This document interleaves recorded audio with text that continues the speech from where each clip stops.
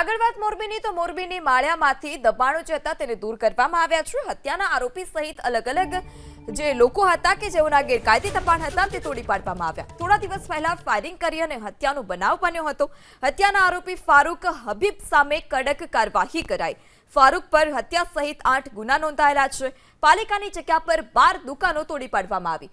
અન્ય 32 જેટલા દબાણો દૂર કરી સરકારી જમીન ખુલ્લી કરાવવામાં આવી।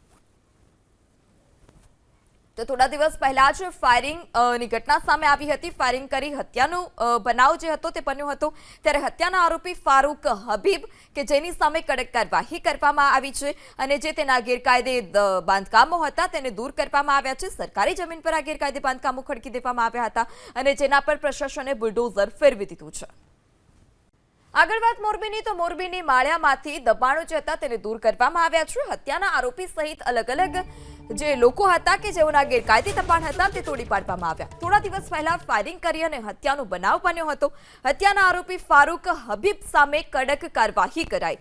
ફારૂક પર હત્યા સહિત 8 ગુના નોંધાયેલા છે। પાલિકાની જગ્યા પર 12 દુકાનો તોડી પાડવામાં આવી। અન્ય 32 જેટલા દબાણો દૂર કરી સરકારી જમીન ખુલ્લી કરાવવામાં આવી।